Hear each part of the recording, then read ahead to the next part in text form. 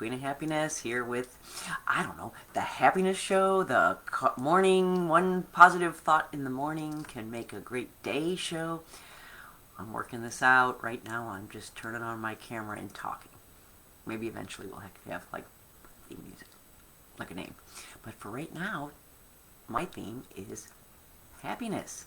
And today I wanted to think about, so just what is happiness? It's funny because when you look it up, I looked it up in the dictionary. There's so many different definitions of happiness. The real answer, or I guess the dictionary answer was, happiness is an emotional state characterized by feelings of satisfaction, contentment, and fulfillment. While happiness has many different definitions, it's often described as having positive emotions and life satisfaction. So, kind of generic, right? Positive feelings.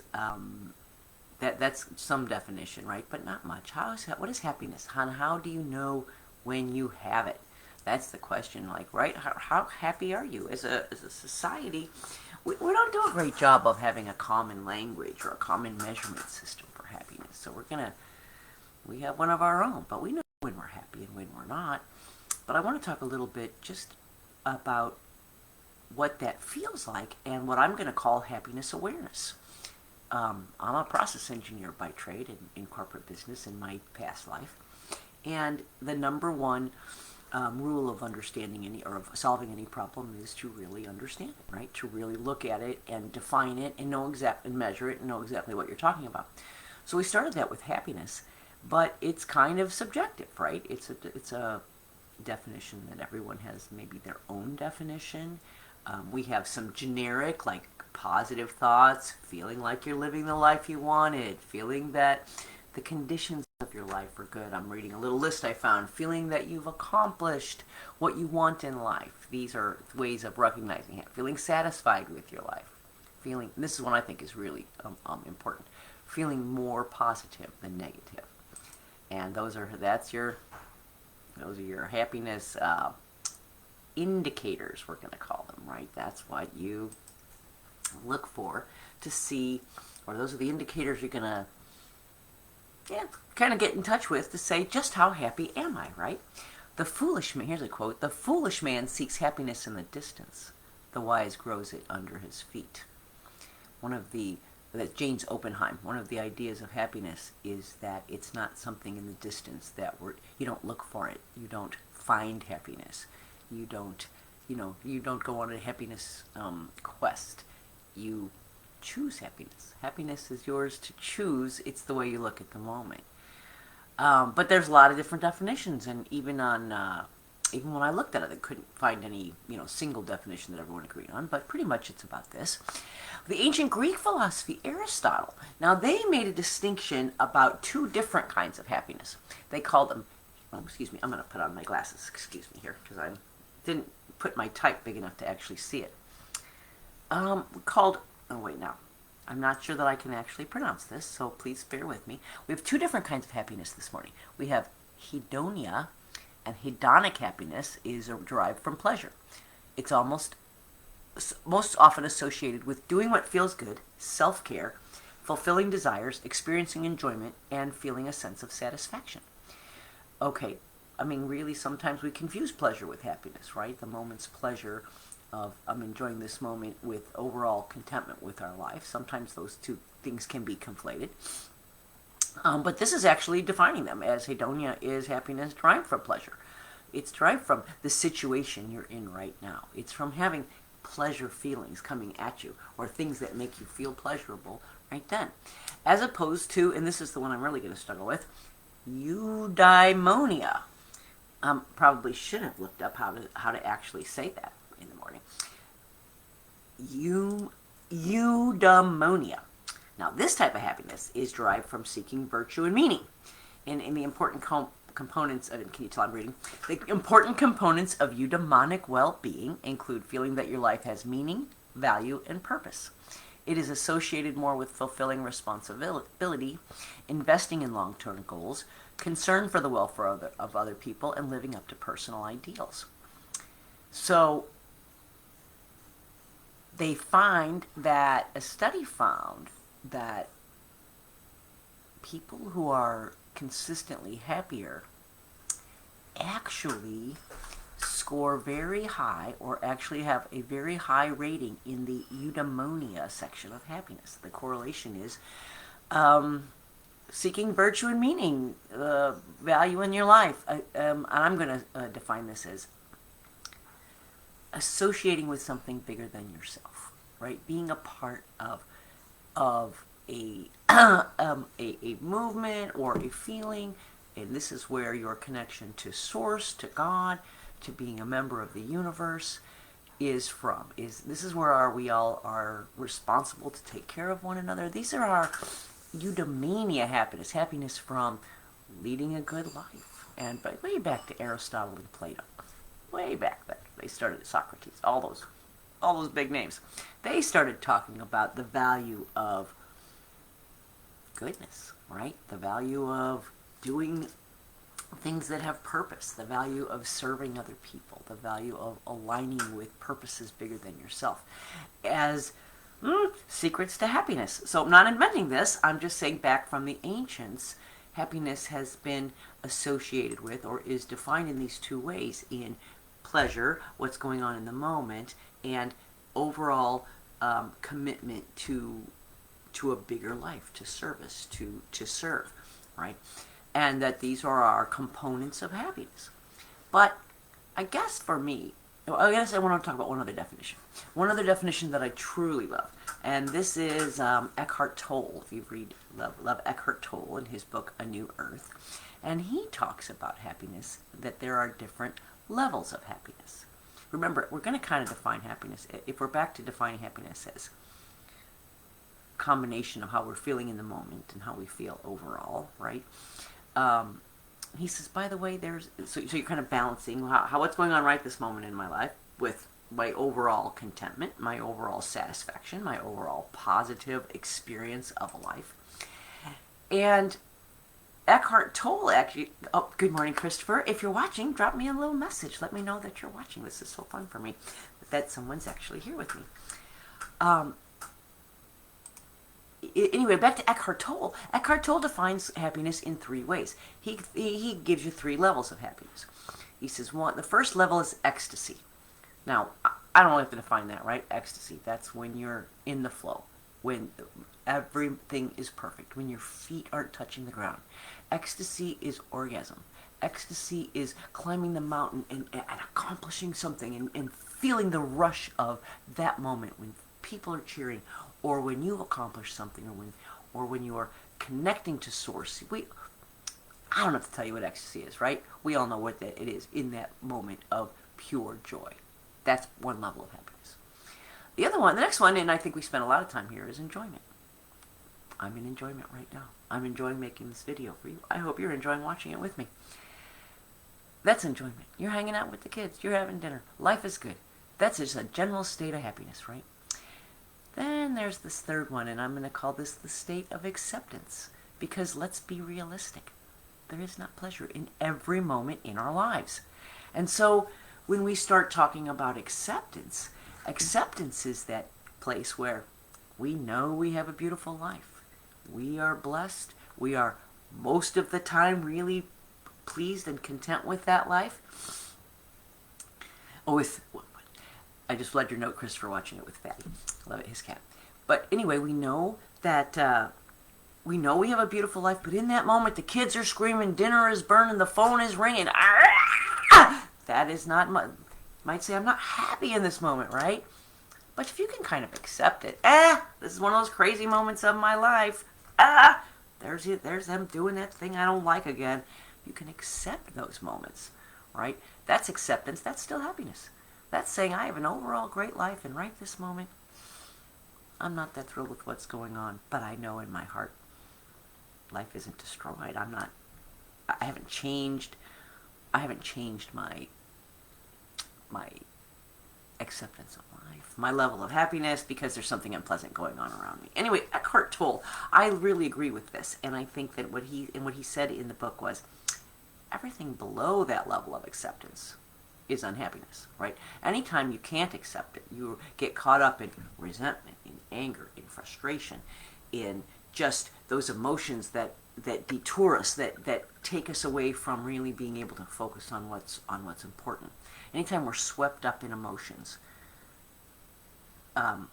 we've fallen below that level of acceptance, right?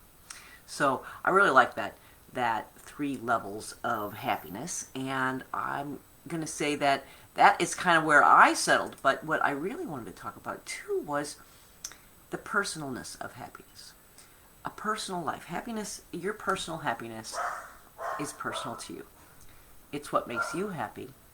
And the truth is, what you describe as your personal life may be really just feel like torture to me.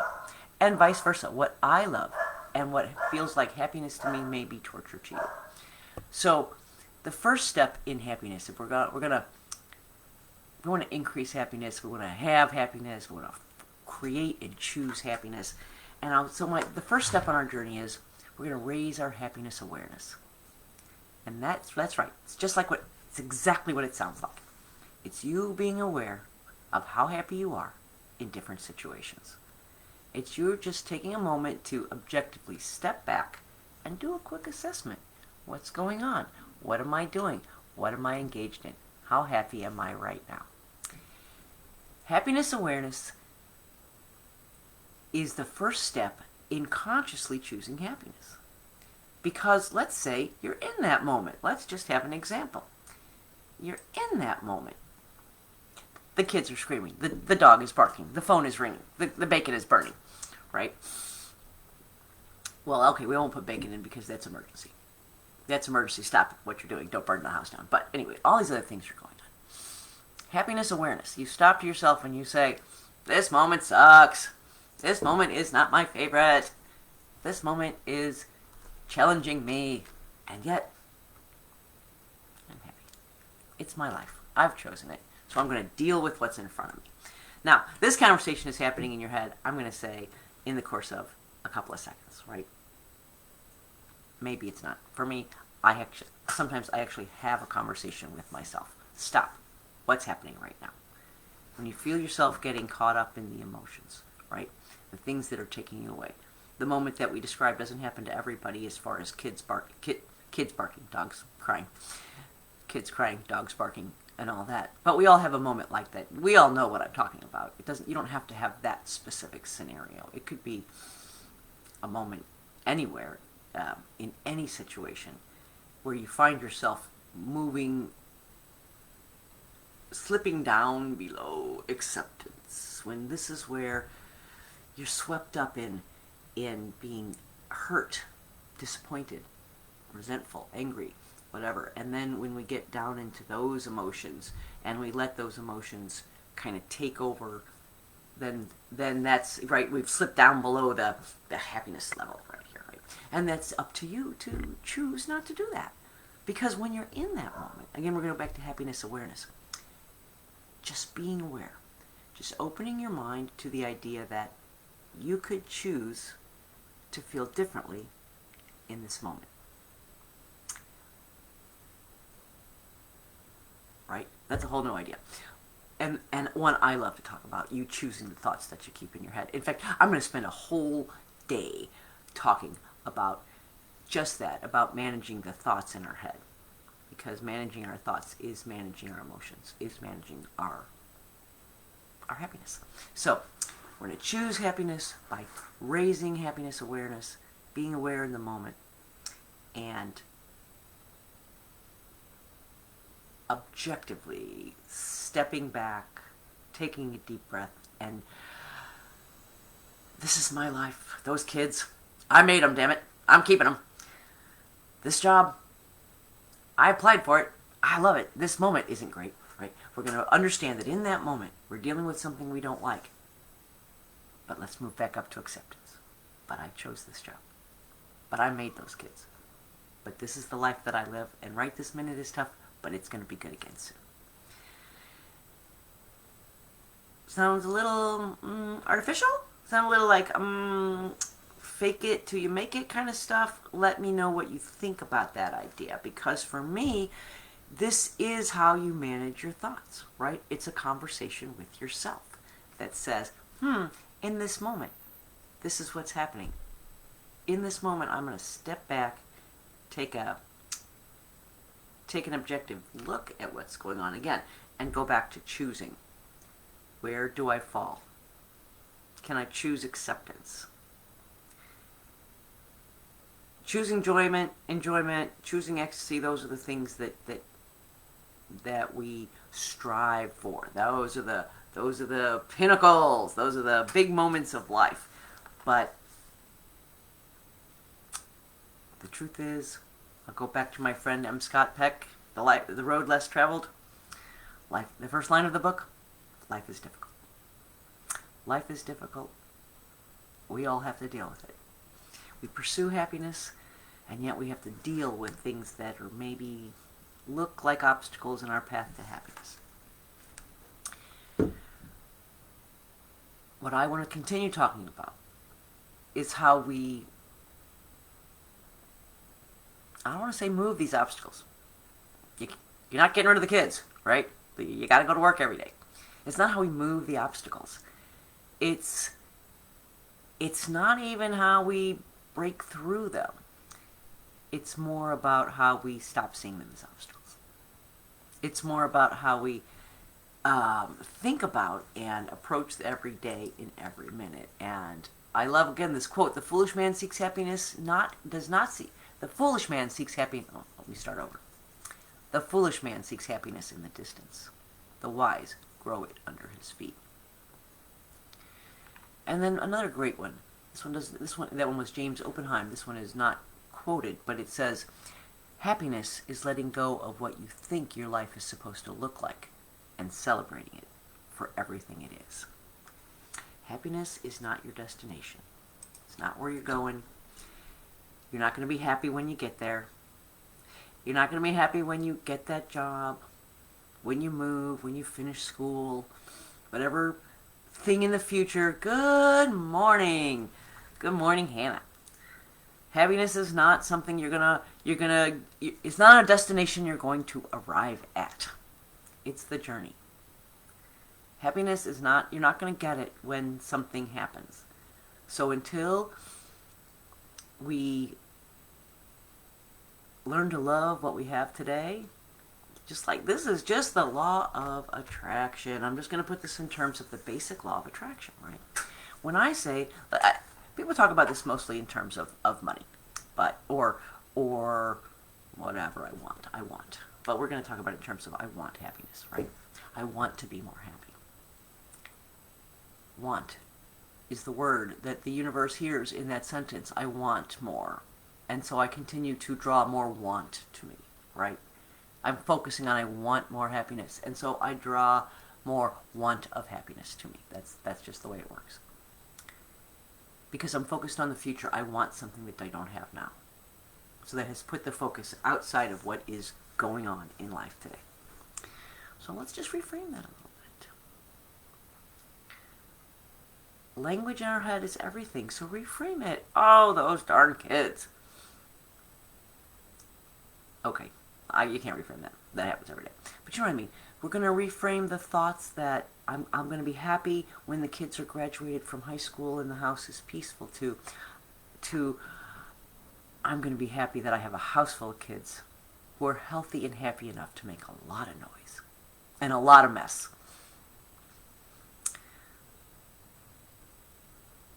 The underlying factor that we're talking about here are the thoughts we allow to be in our head.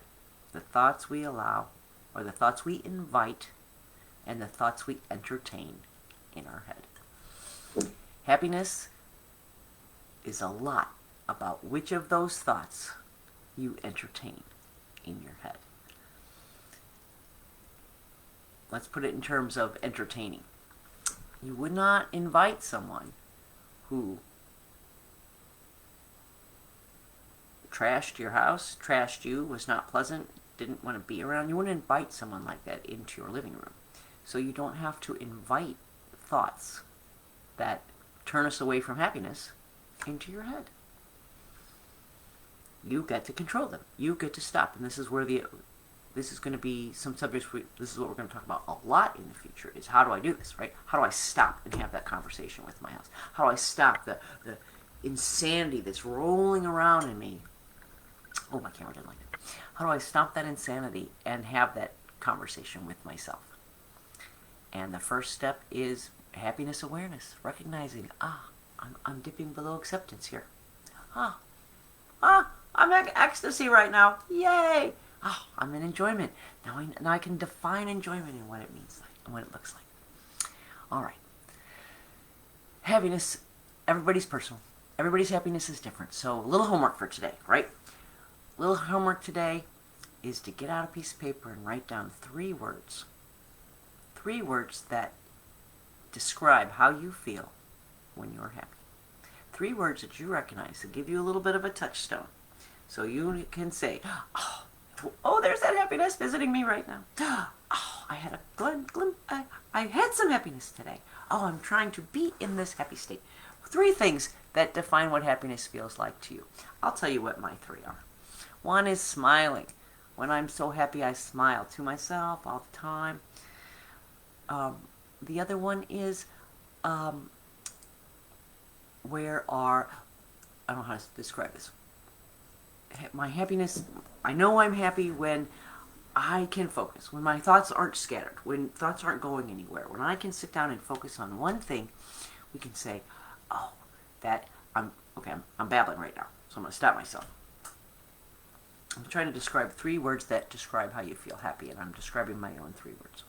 1 is I smile. 1 is I feel very light. And the other is I think. I'm thinking in loving thoughts of myself. When I get away from thinking loving thoughts, I know I'm moving away from happiness. Those are my 3. What are your 3? Write down. Give me a note. Send me a note. I'd love to know. Let's make it simple. What's 1 word? How do you know when you're happy? What's 1 word when you have a happiness awareness and you can say to yourself, I'm not feeling that feeling right now. Or I am so feeling that feeling right now. We want to understand what that looks like. So, assignment today, think about happiness. Think about happiness all day. Think about in each moment of what you're doing. Where do I fall on my happiness scale today? Right now. Right this minute. Am I ecstasy? Am I enjoying it? Am I accepting it? And on that note, I'm going to leave you with a quick poem. I liked the Eckhart Tolle so much. The Eckhart Tolle's idea. I wrote a little poem about it. So I give my total credit to Mr. Tolle on this poem. And it's called, strangely enough, Happiness. Happiness. Not a place you're looking for, nor ever will you arrive. For it's about the way you look at every moment you're alive. Right this moment, here and now, are you basking in delight? Or perhaps enjoyment just describes the moment's burst of light. And sometimes just acceptance is all that we can do, since we know our life is blessed every day and through and through. As long as we are focused on whatever is at hand, you'll find whatever you're looking for each moment you command. Which reminds me of the one thing I forgot about Eckhart Tolle's happiness discussion, in addition to his definition. And of course, it's not just Eckhart Tolle. Well, again, kind of universal. And that's being present in the moment, right? Not getting stuck in the past. I don't want to say that, thinking about the future, but not placing your happiness in the future. But being present every moment. Boy, that sounds like a whole topic for another day, doesn't it? So for today, thank you for watching. I'm having so much fun doing this. I hope you're enjoying watching. Sharing a cup of coffee in the morning. Sharing a thought on happiness. Sharing a thought on how you're going to approach your day today and make it a happy day. So my friends, until tomorrow, make it a happy day.